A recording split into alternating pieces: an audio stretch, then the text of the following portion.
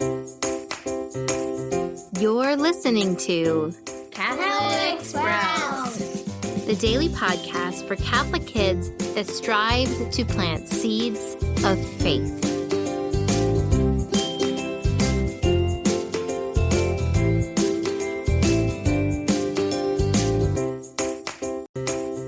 Hey there, Sprouts. Today is Tuesday, March 1st, 2022. Today is also the day before Lent begins, so we call today Fat Tuesday or Mardi Gras in French. And so historically, this has been the day where people celebrate or have that extra piece of cake or dessert because we know that the long fast of Lent is coming.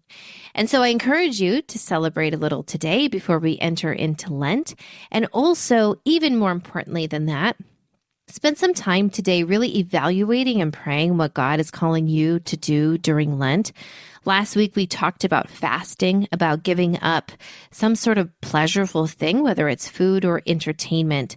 So I hope that you remember what we talked about last week and really do make those commitments, not only to fast, but also to increase your prayer and to think of some ways that you can give alms or give what you have, whether it's your money or your time, to those people that are in need. Those are the three areas that we are called to really focus during Lent: fasting, prayer, and almsgiving.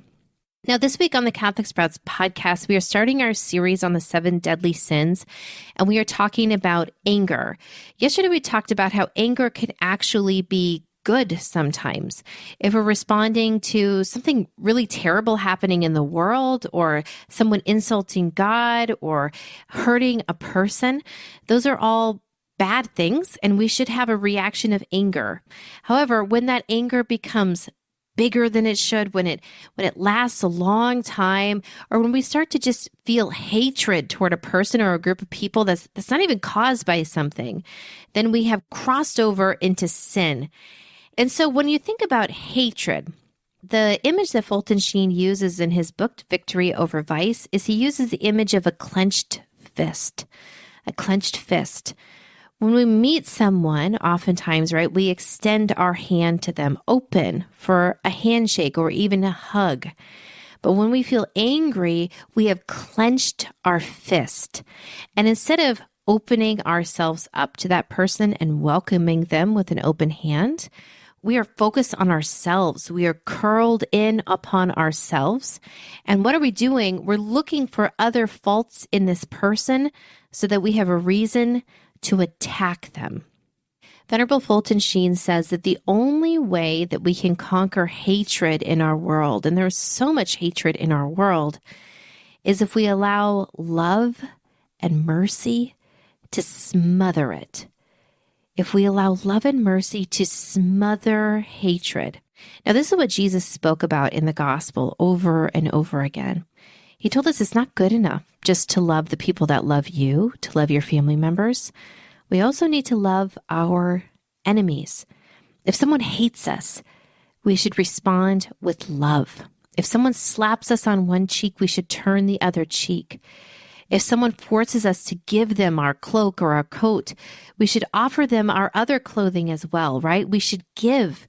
Because oftentimes when someone comes at us with hatred, if we respond with love, they're confused, they're disarmed, right? The hatred doesn't make sense anymore because they're expecting us to respond to their hatred with more hatred.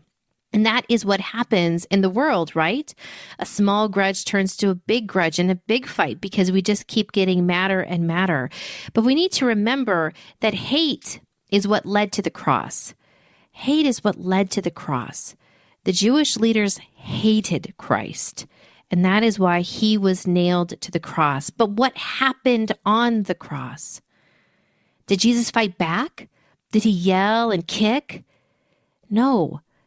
They attacked him with hate, and he responded with love. And it was only through that love that the hatred was conquered, right? Christ conquered all hate in the world through the ultimate act of love. And so that really is the lesson. And we're going to keep digging into these lessons about what Christ teaches us about anger from the cross. But this is the first one. When hatred confronts you, when someone is mad at you for a good reason or a bad reason, the only way to end that hatred is through love. Sometimes we feel deep inside of us that someone hit me, so I have to make it right by hitting them back. But that's never going to end it. Because as soon as I hit them back, they're going to hit me again and back and back and back and forth, right? It's not going to end. The only way that it ends is if I stop the hitting and if I offer an act of love. Oftentimes we think that if I don't hit back, I'm weak or I've lost in some way. But Christ says that's foolishness. Look, hatred put him on the cross. He did not fight back. And through that act of love, he conquered the world. And so, Sprouts, today I want you to simply find a crucifix. Find a crucifix and spend 30 seconds looking at it. And I just want you to realize that hatred put Christ on the cross, but he stopped the cycle of hatred through love. And just ask God that he can show you how to do that in your own relationships. That when hatred comes into your life, that you don't hit back, but that you offer love instead. That's it for Catholic Sprouts today. We'll be back tomorrow, but until then, continue to grow in your faith and truly sprout into the beautiful creation that God created you to be.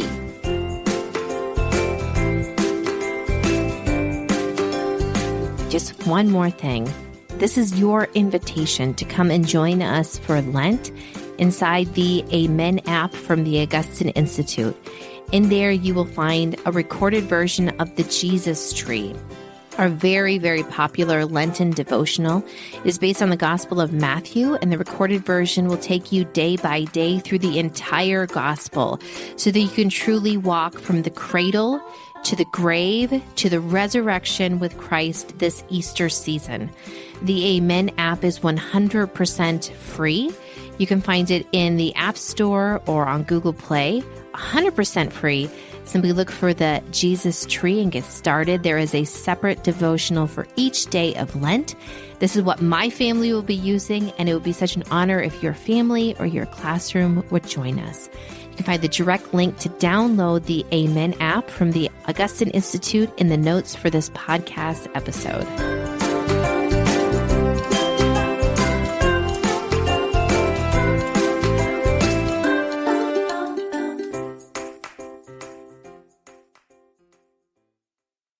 This show is a production of the Spoke Street Media Podcast Network. For more great podcasts, visit spokestreet.com.